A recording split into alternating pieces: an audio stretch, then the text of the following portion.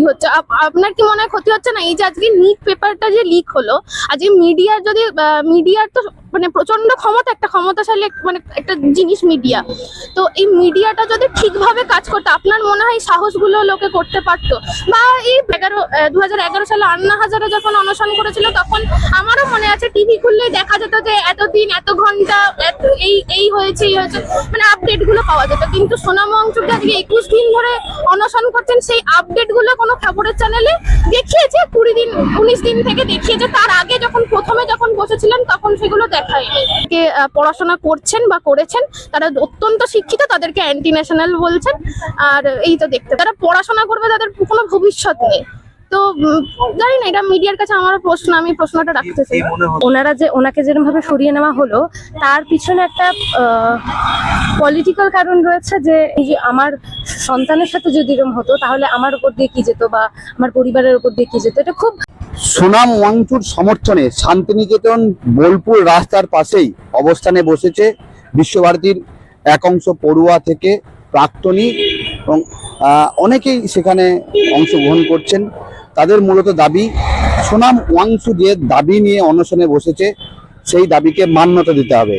এই দাবি নিয়েই কিন্তু সরব হয়েছে পড়ুয়ারা। আজ প্রায় 21 দিন ধরে দিল্লির যন্তর মন্ত্রে অনশনে বসেছেন সোনাম ওয়াংচু। মূলত যে দাবিগুলি রয়েছে, নেট, ইউজি এবং জাতীয় স্তরে যে সমস্ত পরীক্ষাগুলো রয়েছে, প্রশ্ন ফাঁস এবং অনিয়মের যে অভিযোগ রয়েছে, সেই দাবি নিয়েই তিনি যন্তর মন্ত্রে প্রায় 21 দিন ধরে তিনি অনশনে বসেছেন। এবং আজকে দিল্লি পুলিশ কার্যত দেখা গেল সোনাম ওয়াংচুকে কিন্তু ওই দিল্লির যন্তর মন্ত্র থেকে তুলে দিল।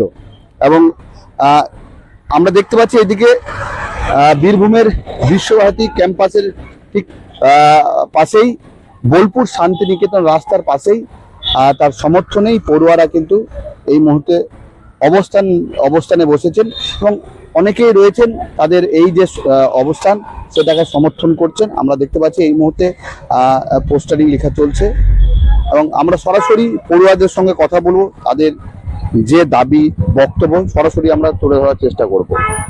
সরকারকে এটাই বলবো যে একজন হচ্ছে কি বলবো, শিক্ষিত সায়েন্টিস্ট, তিনি আমাদের হয়ে প্রোটেস্ট করছেন, স্টুডেন্টদের হয়ে প্রোটেস্ট করছেন। তিনি তো অন্যায় কোনো দাবি করেননি।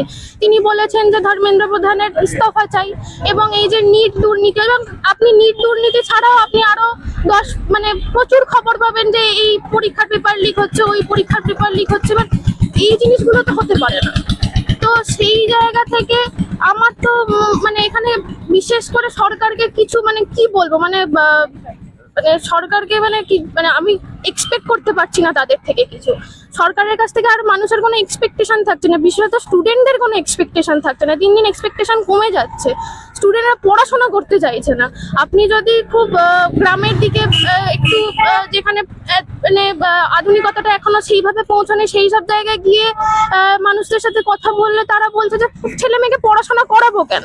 আমি যে এত, আর যেখানে আধুনিকতা পৌঁছেছে আমাদের মতো যারা মধ্যবিত্ত পরিবার, সেইখানে বাবা মা লাখ লাখ টাকা খরচা করে ছেলে মেয়েদের কোচিং সেন্টারে ভর্তি করছে, কি পড়াশোনার পিছনে খরচা করছে, সেখানে গিয়ে যদি মানে শেষ রেজাল্ট এটা আসে যে সুইসাইড করতে হচ্ছে ছেলে মেয়েদের, তাহলে সেই জায়গায় গিয়ে মানে সরকারকে বলবো যে এই দিকে মানে এডুকেশন সিস্টেমটাকে আরো ভালো করা উচিত। আমরা যখন দেখছি এখন যদিও ষষ্ঠ বৃহত্তম অর্থনীতি, আগে ছিল চতুর্থ বৃহত্তম, যেটা খবরে দেখাচ্ছেও না, এটা একটা বড় বিষয়। কিন্তু চতুর্থ বৃহত্তম অর্থনীতি আমরা সেটা বলছি, কিন্তু অর্থনীতি হয়ে লাভটা কি হচ্ছে? সেখানে তো যারা পুঁজিবাদ তাদের কাছে পয়সা যাচ্ছে, যারা বড় লোক তাদের ছেলেমেয়েরা এস্টাবলিশ হচ্ছে, কিন্তু মধ্যবিত্ত ছেলেমেয়ে, গরিব ছেলেমেয়ে, আমরা তো এটা চাই যে তারা শিক্ষাটা পাক। তো সেই জায়গা থেকে সরকারকে বলবো যে এই দিকে একটু নজর দিন। আর মানে আপনাদের তো সব দিকে ফেলিওর, তো সেই ফেলিওর গুলোকে এবার দয়া করে মানে ঠিক করার চেষ্টা করুন, কারণ একটা সরকার চারিদিক থেকে ফেলিওর হতে পারে না। অর্থনীতির দিক থেকে বলুন, যোগাযোগ ব্যবস্থার দিক থেকে বলুন, সমস্ত দিক থেকে ফেলিওর হয়ে যাচ্ছে, শিক্ষা, স্বাস্থ্য। তো এটাই বলার। এখন ব্যাপার যেটা হচ্ছে সেটা হচ্ছে যে অনেক মিডিয়াকে কিনে নেওয়া হয়েছে।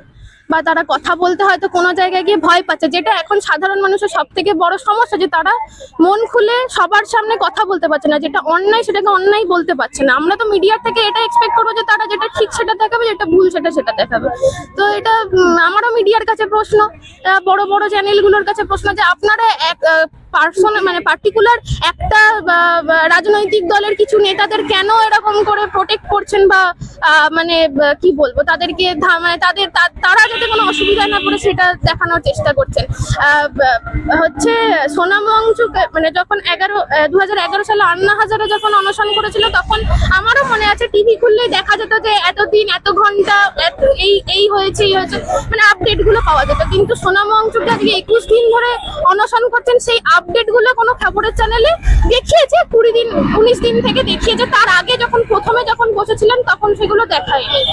এই সাধারণ মানুষের কাছে জিনিসটা পৌঁছতে না দেওয়া, সাধারণ মানুষকে জানতে না দেওয়া যে তাদের হয়ে কেউ কথা বলছে এবং তারাও যে কথা বলতে পারে, তাদের যে একটা নৈতিক অধিকার, এটা তো আমাদের গণতান্ত্রিক অধিকার যে আমরা ভোট দেব, আমরা নিজেদের মতো কথা বলবো, আমাদের যদি কাউকে পছন্দ না হয় সেই অপছন্দটা আমরা বলবো, সেইটা যাতে না করতে পারে মানুষ, সেই জন্যই আমার মনে হয় মিডিয়া ইচ্ছে করে হচ্ছে এই সমস্ত কাজগুলো করছে। এবং সোনাম ওয়াংচুকের মতো একজন সায়েন্টিস্টকে বা যারা ওখানে ধর্ণা দিচ্ছে, তারা প্রত্যেকেই খুবই ভালো জায়গা থেকে পড়াশোনা করছেন বা করেছেন, তারা অত্যন্ত শিক্ষিত, তাদেরকে অ্যান্টি ন্যাশনাল বলছেন।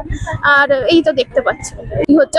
আপনার কি মনে হয় ক্ষতি হচ্ছে না এই যে আজকে নিট পেপারটা যে লিক হলো? আজকে মিডিয়ার যদি মিডিয়ার তো মানে প্রচন্ড একটা ক্ষমতাশালী মানে একটা জিনিস মিডিয়া, তো এই মিডিয়াটা যদি ঠিকভাবে কাজ করতো, আপনার মনে হয় সাহসগুলো লোকে করতে পারতো? यार अब मुझे नहीं पता, सरकार लगता है तो ऐसा ही है कि डर गई है। नहीं कहना चाहिए था सरकार को ऐसा। क्या कहें? और देश के विद्यार्थियों के साथ समर्थन में इधर बैठे हैं 24 घंटे के अनशन पर। दैट वाज वन इंसिडेंट, वो एक घटना थी। बेसिक मुद्दा ये था कि पेपर लीक का, देश में पेपर लीक्स हो रहे हैं, उसका सेंट्रल मुद्दा है, और उसको लेकर के सोनम वांगचुक प्रोटेस्ट कर रहे हैं और अनशन पे अभी तक सुबह तक बैठे हुए थे। तो हमारा भी वही मुद्दा है, स्टूडेंट्स के लिए, स्टूडेंट्स का जो भी पेपर लीक हो रहा है उसके साथ समर्थन में हम बैठे हैं। এটা মূলত সোনাম ওয়াংচুক এতদিন ধরে 20 দিন ধরে হাঙ্গার স্ট্রাইকে রয়েছেন তার সমর্থনে, কিন্তু উনি একা নেই, অনেক ছাত্রছাত্রী রয়েছেন, তারাও হাঙ্গার স্ট্রাইক করছেন, এবং যারা হাঙ্গার স্ট্রাইক করছেন না তারাও প্রতিদিন উপস্থিত থাকছেন। মানে ওয়েদারের যা যা দুর্গমতা সমস্ত অতিক্রম করে তারা নিজেদের এবং ভারতের সমস্ত স্বাধীন নাগরিকের ফান্ডামেন্টাল রাইটসের জন্য ওখানে উপস্থিত থাকছেন। আমরা যারা এই মুহূর্তে দিল্লিতে গিয়ে যন্তর মন্তরে গিয়ে পার্টিসিপেট করতে পারিনি, যে কোনো কারণেই হোক, পারিবারিক কারণে হোক, ফাইন্যান্সিয়াল কারণে হোক, আমরাও নিজেদের ভাবে এবং নিজেদের জায়গাতেই এই গোটা এই যে আপলিফমেন্টটা হচ্ছে, সোশ্যাল আপলিফমেন্টটা হচ্ছে, তার সাথে সংযুক্ত হতে চাই এবং নিজেদের এর অংশীদার হিসেবে পরিচিত করতে চাই। এবার সরকার একটা সিস্টেম, সরকার বেশ কিছু মানুষ, আদতে তারা মানুষ, এবং সেই মানুষ তাদের পার্সোনাল আইডিওলজি কি, বা তারা কতটা এমপ্যাথি নিয়ে গোটা পৃথিবীটাকে দেখেন, তার উপর একটা বড় জিনিস নির্ভর করছে। কারণ সরকারের উচিত এটাকে অ্যাড্রেস করা, সরকার করছে না, কিন্তু সরকারের মধ্যে যে মানুষ রয়েছে এটা শুধু একটা সিস্টেমের ফেলিয়ার নয়, সেই সিস্টেমকে আপহোল্ড করার জন্য যাদের ভোট দিয়ে আনা হয়েছে তাদের একটা বিরাট বড় ফেলিয়ার। ফলত দাবিটা ছিল ধর্মেন্দ্র প্রধানের ইস্তফা, এবং তিনি দেননি, বা সরকার সেই নিয়ে কিছু বক্তব্য রাখেননি। তারপরে সোনাম ওয়াংচুক হাঙ্গার স্ট্রাইকে যাওয়ার পর বলেছিলেন যে অ্যাটলিস্ট একটা ডায়ালগ যাতে শুরু হয় ওনার সাথে সরকারের, বা যারাই প্রটেস্ট করছেন তাদের সাথে, সেটাও হয়নি। এবং আজকে দেখা যাচ্ছে ওনাকে জোর জবরদস্তি তুলিয়ে নেওয়া হয়েছে। এতেও একটা বিরাট মৌলিক অধিকার নিয়ে নেওয়া হয়। ওনার যদি এটা ওনার মৌলিক অধিকার, উনি কিভাবে বাঁচবেন, উনি কি করবেন, এবং অন্যের ক্ষতি না করে। ওনার হাঙ্গার স্ট্রাইকে ওনার ছাড়া আর কারুর ক্ষতি হচ্ছে না। ওনাকে যেরকম ভাবে সরিয়ে নেওয়া হলো, তার পিছনে একটা পলিটিক্যাল কারণ রয়েছে, যে উনি মারা গেলে তার যে একটা ব্যাকল্যাশ আসবে, সেটার সাথে কিভাবে ডিল করা হবে সেটা কঠিন। একমাত্র খুব খুব সেলফিশ কারণে সরকার এই ইন্টারভেনশনটা করেছে আজকের, আমার যেটা মনে হচ্ছে। কারণ যদি সত্যি তারা ইন্টারভেন করতেন বা তারা এই হাঙ্গার স্ট্রাইক থামানোর চেষ্টা করতেন বা সোনাম ওয়াংচুকের স্বাস্থ্য এবং জীবন নিয়ে চিন্তিত হতেন, তাহলে ওনারা যেটা স্বাভাবিকভাবে করার কথা, কথা বলার কথা, সেটা করতেন। খুবই মর্মান্তিক। আমার সাথে হয়নি, আমি ফাইন আর্টসের ছাত্রী, আমার সাথে এই মুহূর্ত পর্যন্ত হয়নি, কিন্তু আমি অ্যাটলিস্ট এইটুকু এমপ্যাথাইজ করতে পারবো যে যদি আমার সাথে হতো তাহলে আমার কিরম মনে হতো, বা আমি যে আমার সন্তানের সাথে যদি এরম হতো তাহলে আমার উপর দিয়ে কি যেত বা আমার পরিবারের উপর দিয়ে কি যেত। এটা খুব সাধারণ একটি এমপ্যাথির একটি issue. If you can empathise you will know what the problem is, এইটুকু। ব্যাপারটা হচ্ছে ভয় তখন পাবে যখন একটা দায়বদ্ধতা থাকবে লয়ের প্রতি বা ফেয়ারনেসের প্রতি।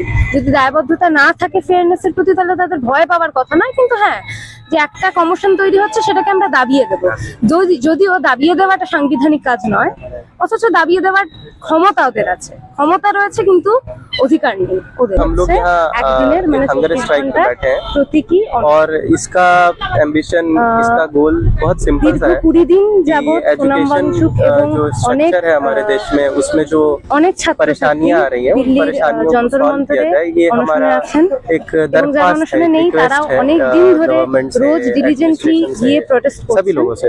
তাদের और কজ এবং এটা ये আমাদেরও কজ, movement, একমাত্র ये তাদের सब কজ নয়, चीजें এটা হচ্ছে स्टूडेंट्स के लिए গোটা है, ভারতের मेरे लिए है, যুবদের, जो लोग देख रहे हैं, जो अभिभावक देख একটা रहे हैं, उनके চিন্তার बच्चों বিষয় के लिए এবং है, हम এটা सबके लिए है। যথার্থ और দাবি। एजुकेशन সেই तो দাবি हेल्दी रहना ही चाहिए, इसमें कोई মাথায় बड़ी রেখে এবং সেই पॉलिटिकल দাবির बात नहीं ভাগিদার है, হয়ে ये कोई बहुत मतलब मूवमेंट की बात नहीं है, ये एक बहुत कॉमन सी बात है कि एजुकेशन हेल्दी रहना चाहिए।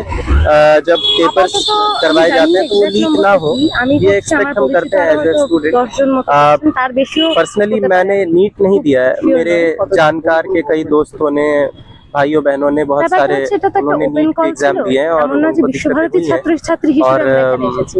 और আমরা इसके এসেছি अलावा ভারতের भी স্বাধীন कई নাগরিক तरह की হিসেবে ऐसी परेशानियां हैं एजुकेशन ইনস্টিটিউশনের सिस्टम में, বাইরে, जिसको যে কোনো हमें लगता है institution-এর एज বাইরে একজন individual स्टूडेंट्स হয়ে कि আমরা अगर এখানে एक बार এসেছি। एक प्रॉब्लम কিন্তু सॉल्व हो কোন जाएगा ভবন এবং तो কোন नेक्स्ट ভবনের प्रॉब्लम्स কতজন, भी धीरे धीरे এটা আমার सॉल्व हो মনে হয় जाएंगे। একটু বড়